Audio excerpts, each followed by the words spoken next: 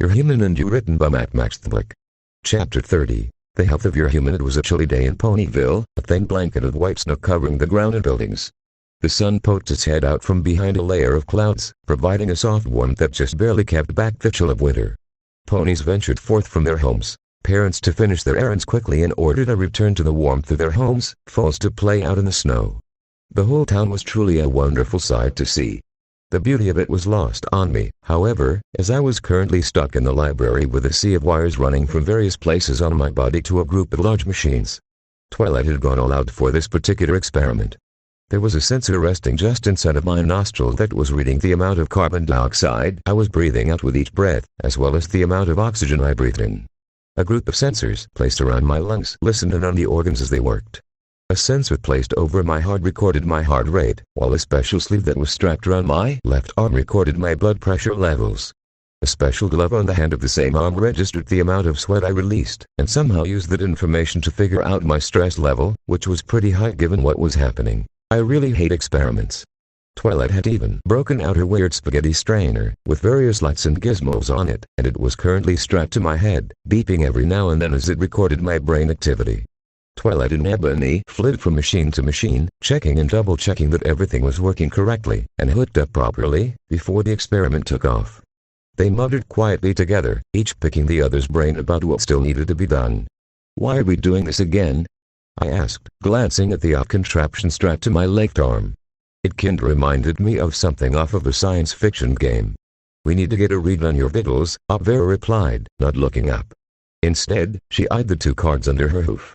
Sucking on the inside of her cheek, she tapped her chin with her other hoof as she contemplated what to do. "But why are we doing this now?" "Well," Vera said, finally looking up at me. "We were going to do it later on in the week, but after you got your flank handed to you by that psychotic unicorn yesterday, we figured we should get it out of the way as soon as possible." "Why?" I asked again, before flexing my fingers. "For your benefit, as well as for our use," yawned Primrose, the pet pony that had shown up last night.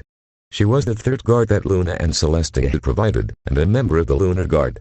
She was an interesting pony. Instead of the normal pedicel wings I was used to, her wings were leathery, similar to a bat's. The two mares were positioned around a small table beside me, and the three of us were currently playing Texas Hold'em while we waited for Twilight and Ebony to finish with the preparations. We didn't have a dealer, but Vera just flicked the cards when needed. I was surprised that these ponies knew the game, but I wasn't unhappy with this revelation. It had been a long time since I had last played, and it felt good to be able to play something so familiar. Although, it didn't help that I was hooked up to several machines, most of which could detect if I was lying just by looking at my vitals. "Your use. What would you use this information for?" "We've been trained in administering first aid to humans, aka you," Vera said, tossing a few more bits onto the pile before jabbing a hoof at me. "In order to make sure we do our job properly, should anything ever happen, we need to have your vitals. Couldn't you have just gotten the information from a human in Candlewood before coming here?" "No," Vera replied, shaking her head. "That wouldn't work, now would it?" Upon seeing my confused look, she sighed and rolled her eyes. "You aren't a typical human, stupid," she explained. "According to the princesses, you came from a different universe, which means that you might not be the same as the humans here in Equestria. With that in mind, they theorize that your vitals might be slightly different than the average equestrian human, so that's why we're doing this. We need your exact vitals if we want to do our job right, so you're my guards, as well as my medics?" I asked, raising an eyebrow. "Affirmative," the pet pony said, closing our eyes and leaning back in the chair. I hummed thoughtfully at that. Taking one last glance at the machinery attached to my arm, I returned my attention back to my own pair of cards, a Parable Nez. I chewed the inside of my cheek, thinking. Reaching into my small bit bag I had acquired on Nightmare Night, I pulled out 3 gold coins and tossed them onto the slowly growing pile in the center of the table. Vera took another look at her cards, her ear twitching as she mulled over her next move. Sighing, she tossed her own bits onto the pile, scratching her chin with a hoof as she did so. "How long have they been at it?" she asked, glancing over at the huddled Twilight and Ebony. "For too long," Primrose sighed, opening our eyes again and throwing bits onto the pile as well. It had grown quite large during this round. The pet pony stifled another yawn as she looked at the clock. "By the moon, I'm not used to being up this late in the day," she grumbled. Her eyes then flicked to the nearest window, which she eyed closely. I didn't know why. All the windows' blinds were down and you couldn't see outside. "I was going to ask you about that," Vera said, glancing over at the pet pony. Why are you up this late? As I understand it, most of the night guards are asleep by now. Oh, trust me, I'd like to be, Primrose grumbled. But I wasn't about to leave you two by yourself with those two eggheads. No telling what they might get up to. Plus, I kinda need to know this information as well. Yeah, Vera sighed before straightening up slightly. Alright you two, let's see what you got to pair, Primrose said, flipping her cards over. 9s and solstice 3 of a kind, 8s, Vera said with a grin. Primrose crossed her forelegs and leaned back with a huff, an annoyed look on her face. Looking over at me, Vera waggled her eyebrows. Can you beat that, tall stuff? I kept my face blank as I flicked over my cards. Both mares leaned in to get a closer look. Vera groaned loudly and fell back into her chair. Primrose just smirked. 3 Ilnez. He's got you beat, Lieutenant laughing softly. I leaned over and quickly slid the coins towards me. Vera had just gathered all the cards back together and was shuffling them when Ebony Rose suddenly appeared beside me. I think we're ready to get started, she said, a large grin on her face. Everything's set up, the recording crystal is in place, and the machines are on. Swell, Vera said, not looking up as she dealt out the cards. It's about time. I was beginning to think that we were never gonna get started. Primrose nodded in agreement as she took a look at her cards. Ebony just shook her head at the pair, rolling her green eyes before glancing down at a clipboard that was encased in her magic. We had to make sure everything was calibrated correctly. We don't want to get the wrong information that could cause problems in the future, she said. Keeping her eyes on the clipboard, Ebony moved towards one of the machines. As she glanced over the display, Twilight trotted up to me. I know I convinced you to go through with this, she began, shuffling her hooves nervously. And I really do appreciate this, but if, for any reason, you start to feel any discomfort or pain during the checkup, just knock 3 times and we'll stop immediately, okay? I nodded, flashing her a quick smile which she returned before turning to look at Ebony. Alright then, let's get started. Ebony nodded, then reached up and pressed one of the dozen of buttons on the face of the machine. Instantly, a slightly tingling sensation flashed across my body as all the sensors sprang to life. The device around my arm began to glow softly with a blue light. The tingling sensation grew and my eyes widened as I saw the veins in my arm slowly beginning to glow as well. You doing okay there, tall stuff? Vera asked as I held up my arm, eyeing the veins worriedly. I nodded dumbly, running my fingers carefully over the surface of my hand. Looking at Twilight, I held out my arm. That's normal, Twilight said, glancing at the arm. At least, I think it is.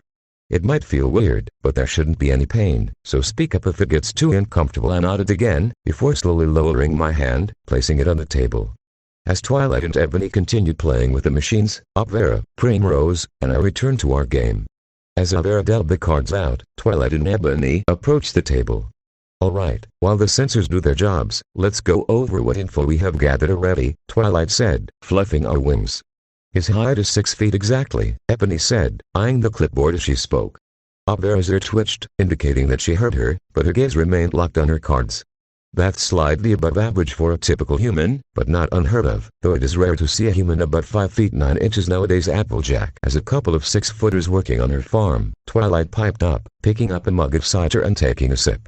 She breeds them specifically that way, because she uses them to reach the upper branches of certain trees. Interesting, Ebony said. I wonder if they have any troubles. I couldn't tell you that, Twilight said, setting her mug down. You'd have to ask Applejack. Ebony just nodded, flipping through the papers on the clipboard, eyeing the data. His weight is currently 183 pounds. Once again, above average when it comes to humans, but not unheard of. Might have to start watching what you're feeding him, though, Twilight. Don't want him getting too chunky. I jerked my head up, drooling as I shot Ebony an angry glare. Is she calling me fat? Watch it, Mare, or you'll end up on my shit list. I believe he's a healthy weight, thank you.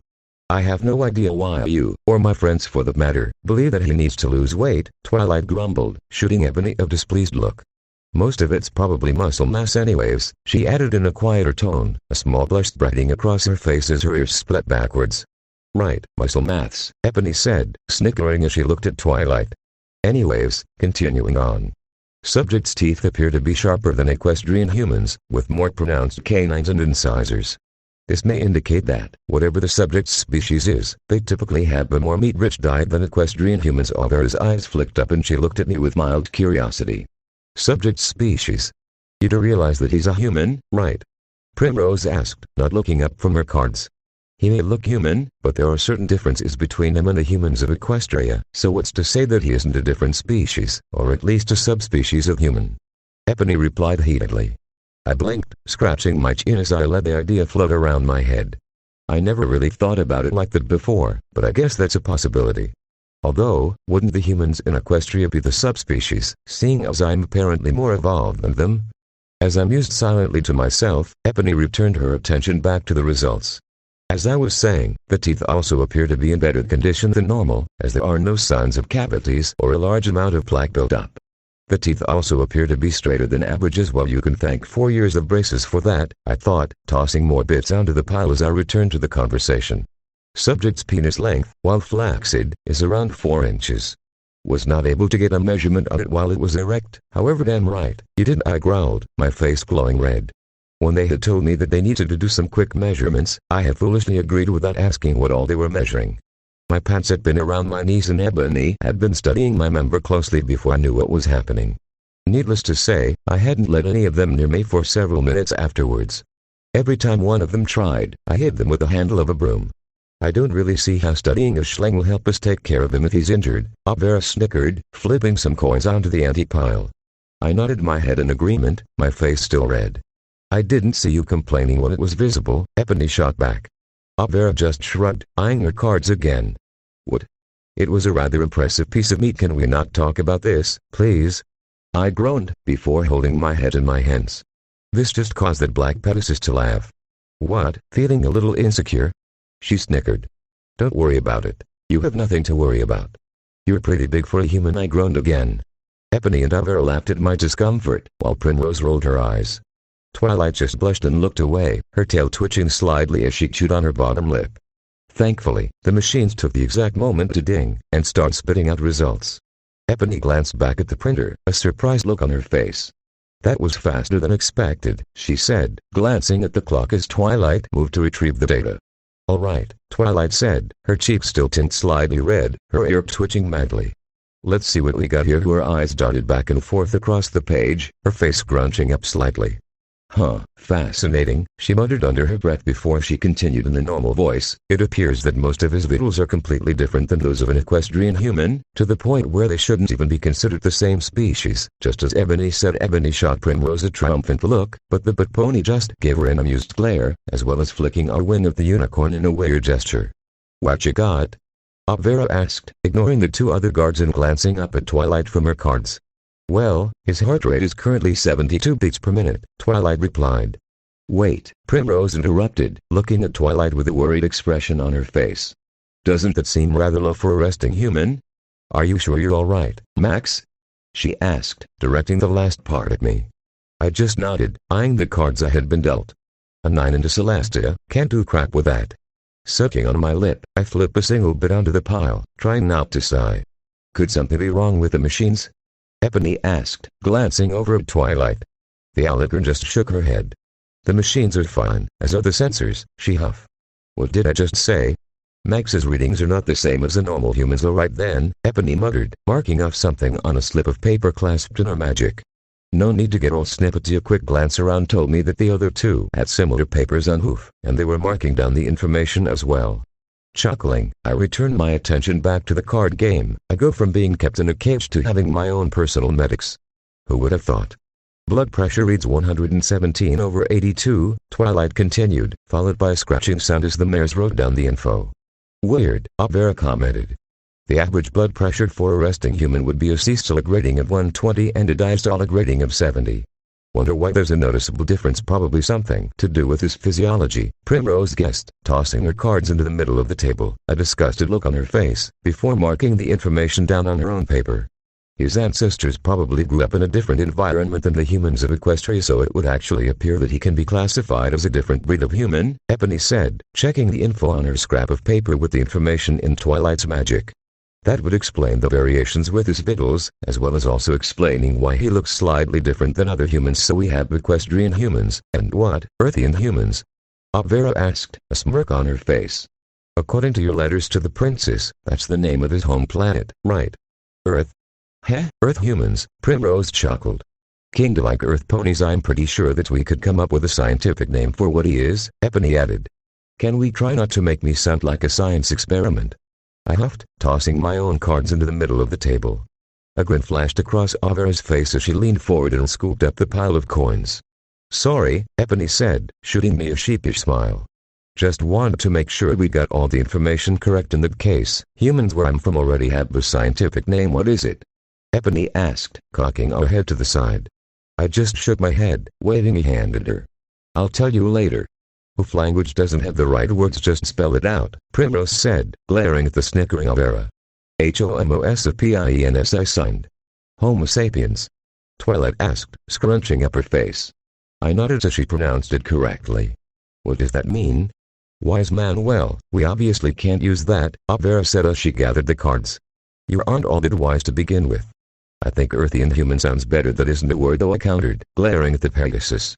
The proper term would be Terran, or, I blinked, scrunching up my face for a second before reaching down and picking up a spare piece of paper and charcoal stick on the table. I quickly stretched out the word before flashing it towards the ponies so that they could see it. Earthling. Wait, did you say Terran? Twilight asked, looking at me sharply. Are you sure that's the word you use for humans on your world? I nodded, giving her a confused look. Yes, but the other one is more popular, I signed, motioning at the paper I had written on.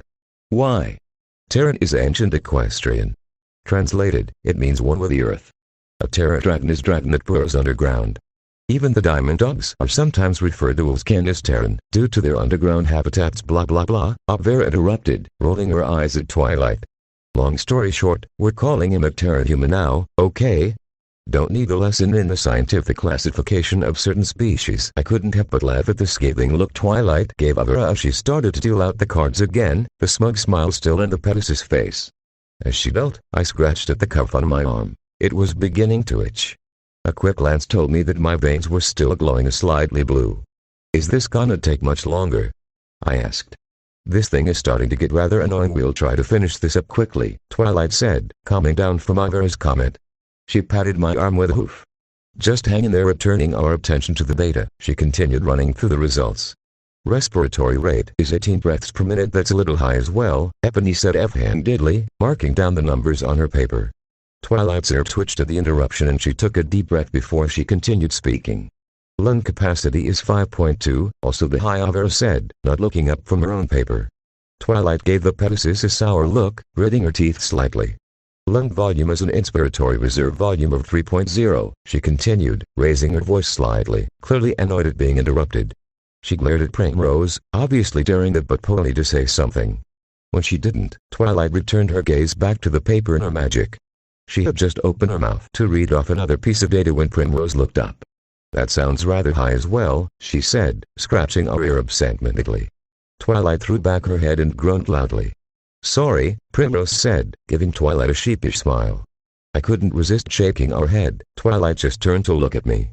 Max, does all the information sound right so far? She asked. I couldn't really remember what is considered average for human back home, so I just shrugged and nodded, scooping some bits out of my bag and throwing them onto the table before looking expectantly at Avera. This is crock of shit, she muttered, taking a swig out of her own mug of cider. Lowering the mug back to the table, she tossed her own bits into the pile. Primrose's bits joined the pile soon afterwards, and Avera flicked a card over. Another Celestia. Looks like I'm gonna win me some more bits. A sharp inhale from Twilight caused all of us playing cards to glance over at her. She was looking at the paper with a wide-eyed, stunned look. Swallowing, she blinked several times before she found her voice. Max, please tell me this is the correct body temperature for you, and you aren't dying, she said slowly, levitating the paper over to me. Grabbing it out of the air, I ran my finger down the info, searching for the numbers that indicated my temperature. It took me a second, but I found it. 98.6. That sounds about right. I glanced back up at Twilight, who was giving me a nervous look, and nodded, handing her back the paper. She breathed a sigh of relief. Oh, thanks Elastica, what's up? Avera asked, glancing between me and Twilight with a confused look on her face. Nothing's wrong, Twilight said. Just double-checking to make sure that everything is fine. So, what's his body temperature at? Primrose asked, tossing some bits onto the pile. This caused me to smirk slightly. Yes, put more bits for me to win onto the pile. Internal body temperature is 98.6 Fahrenheit, Twilight read off. This caused all three of the guards to snap their heads up, shocked expressions on their faces. Why, are you sure that's correct? Ebony asked me tentatively. I rolled my eyes and nodded my head. I think I'd know my own body temperature. Yes, it's correct, I replied. Why is everyone making a big deal out of it? The average equestrian human body's temperature is 86.3 degrees, Primrose explained, sipping at her mug. If their temperature falls below 80 degrees, or above 97 degrees, it can cause the internal organs to begin to shut down. But, if you say that 98.6 is normal for you, then we'll just have to take your word for it, she said, shrugging as she finished. I scrunched up my face at that information. Wait a minute, I signed, sitting up straighter. I've been to the hospital twice. How come the staff never said anything about this? If my body temperature is dangerously high for an equestrian human, shouldn't the doctor have done something about it? This question got me a sheepish look from all the mares. Well, you see, Ebony began, rubbing the back of her head.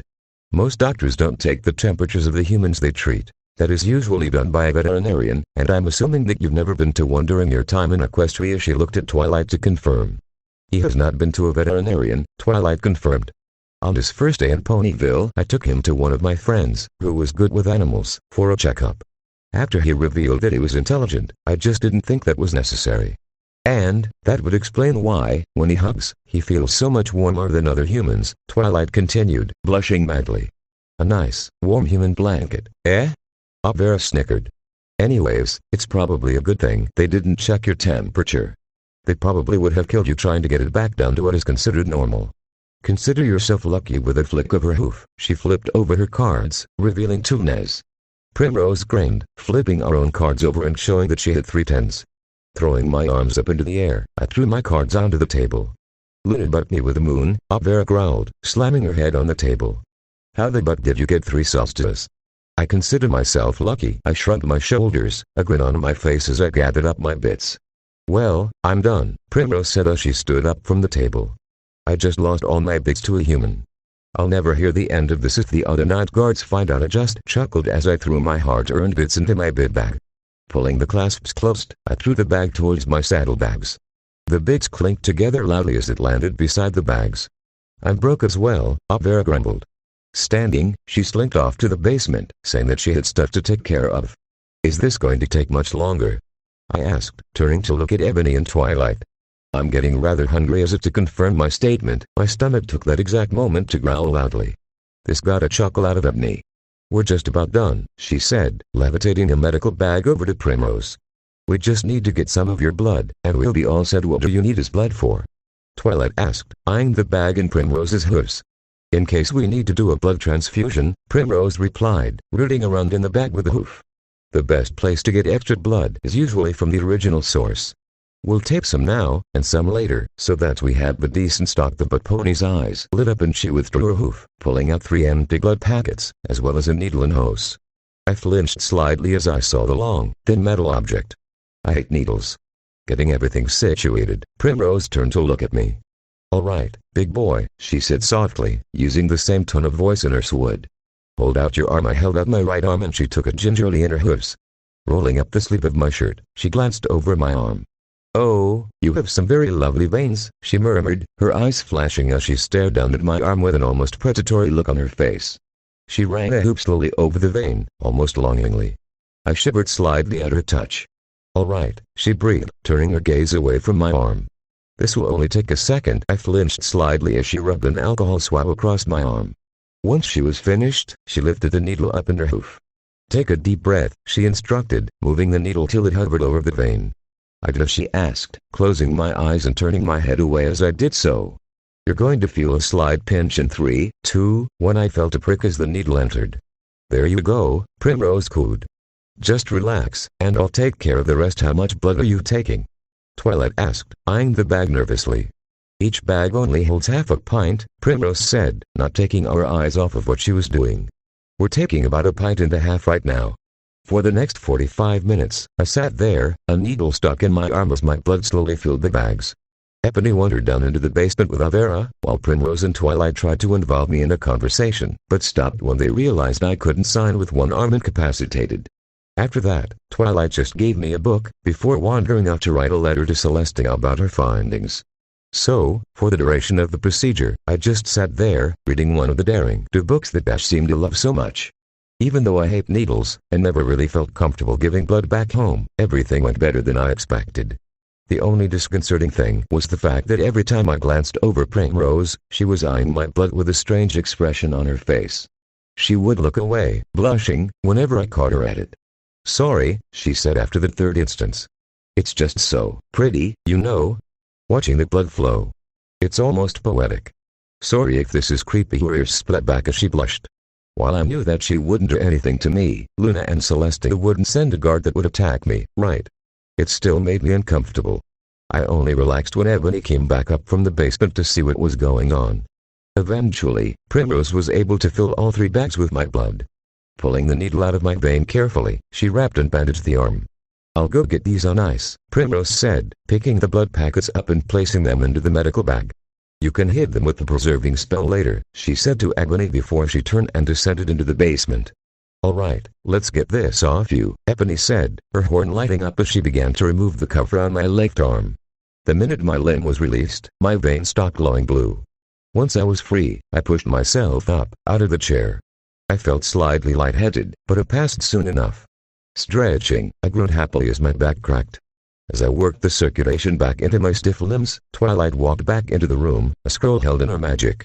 "Ebony, I've just about finished my report to Princess Celestia. Is there anything you need to add?" As the 2 mares chatted, I slipped into the kitchen to get my poor stomach something to eat. "Don't worry, little guy. I know exactly what we need." Rummaging through the cabinets and pantry, I discovered that Twilight had just enough ingredients to make a plate of nachos. With a large smile on my face, I got to work. Pouring out a bag of tortilla chips onto a plate, I pulled some cheese out of the fridge. "Only uses it to cook with," I laughed to myself as I sliced the cheese, covering the chips in it. Popping some cheese into my mouth, I warmed up the oven to a moderate temperature before sliding the plate inside. After several minutes, I checked to see if the cheese was melting. Once I was satisfied with how it looked, I carefully pulled the now warm plate out of the oven and placed it back onto the counter. Cutting up lettuce, onions, and tomatoes, I sprinkled them over the nachos, causing them to sink into the melted cheese. Picking up an avocado, I cut it open and began scooping out the inner flesh. After a few minutes, I had some homemade guacamole, which I proceeded to smear onto the nachos. A dab of sour cream, and my masterpiece was finished, steam wafting off of the heavenly dish. My mouth was watering just looking at it. I walked back into the main room, munching happily on my nachos. As I entered, Twilight glanced up at me, a smile touching her face when she saw me. "Hey there, I see you've gotten something to eat," she said, motioning to the plate in my hands. Nodding, I placed the plate down on a nearby table as I replied. "Yes, and I'm going to take them upstairs to eat before taking a nap, okay?" "Sounds fine to me," Twilight said, nodding her head. "We don't have anything else planned for today." Picking up my plate again, I proceeded to head towards the stairs, fully intent on enjoying my cheesy treat. Wait. I stopped, my foot on the bottom step. Glancing back, I looked at Ebony, who had cried out. I blinked in confusion when I saw she was looking up at me in horror. Is that guacamole?" she asked, pointing a trembling hoof at the plate in my hands. I glanced down at the plate before nodding. "But, that's made out of avocado." I raised an eyebrow, giving her a confused look. With one hand, I motioned for her to continue. "Avocados are extremely poisonous to humans. They have an enzyme, persin, in them that, if consumed by a human, will kill them." Behind her, Twilight blinked several times before fess-having, grinning slightly as she did so. I just gave Ebony a deadpan look. First, it was that humans couldn't smile, then it was humans couldn't swim. Now they are trying to tell me that eating an avocado will kill me. When will these ponies learn that I know what is, and what isn't, going to kill me? Slowly reaching down, I grabbed a chip that was covered in a fair amount of guacamole. Keeping the same blank expression, I raised the chip to my lips. Shoving the whole thing into my mouth, I chewed the chip slowly, keeping my eyes locked with Ebony. As I swallowed, she fell back onto her flank, her mouth hanging open. I don't believe it," she breathed, shaking her head slowly. That's not possible." Pursing, picking up another chip and popping it into my mouth, I turned and made my way up the stairs, flicking Ebony the bird in that process. "Bitch trying to tell me what I can and can't eat." "I don't think so." Archmage the Archmage stared out his office window, humming softly to himself as he watched as the snow slowly began to cover Candlelit Castle. Sitting at his desk, he reclined back in his chair, watching the white flakes of frozen water dance haphazardly through the air. Poetically chaotic as they drifted on the breeze, it was almost hypnotic. Behind him, a fire crackled merrily away, warming the room against the bitter winter chill. Tearing his gaze from the window, he glanced down at the large desk in front of him. There were piles of paperwork scattered across the oaken surface that need to be read and replied to, but at the moment he couldn't muster the motivation necessary to do so. It had already been a long day, and with Luna's night fast approaching, he wanted nothing more than to be finished with all this boring paperwork. Rubbing his eyes with a hoof, he fought back a yawn. He was just contemplating standing up and stretching his stiff, weary limbs when there came a light tapping at his door, as if some pony gently rapping. "Come in," he called, glancing at the clock with a frown. Who could it possibly be at this time of day? "I thought every pony went home already." He returned his gaze to the door as it swung silently open on oiled hinges. A small smile touched his face and he perked up as a light gray unicorn mare with white hair poked her head in, glancing around the room. As her eyes landed on the Archmage, her ears perked up and a small smile spread across her muzzle. "Monochrome, I didn't know you were still here. I thought everybody had gone home for the day." Come in," he said, waving a hoof at the mare and motioning for her to enter. "What can I do for you, my dear?" "I'm sorry for intruding," she said, giving the Archmage a sheepish smile as she trotted forward. "I hope I haven't interrupted anything." "Of course not," he chuckled. "One of the benefits of being the Archmage is you can set your own hours. I was actually just wrapping up for the day when you came calling." "Well then, I won't keep you long," she said, smiling softly.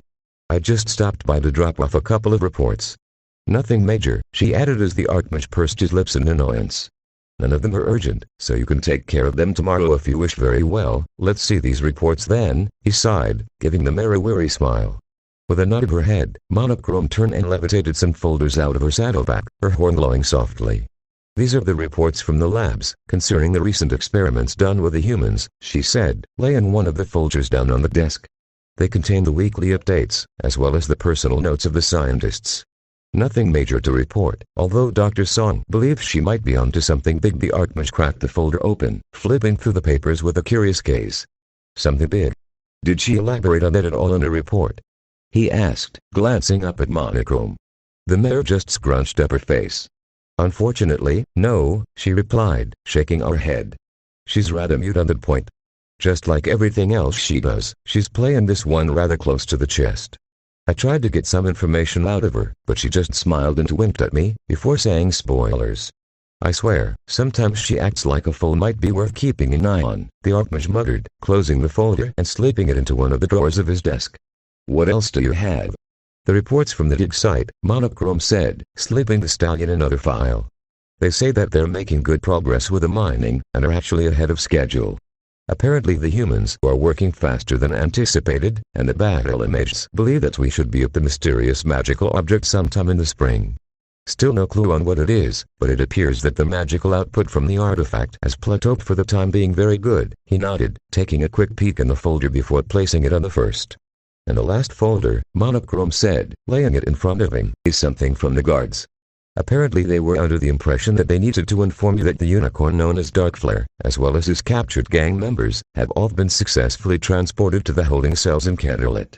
If I may ask, sir," she continued as the Archmage opened the folder and pulled out Darkflare's file, "why is the Academy taking an interest in criminals?"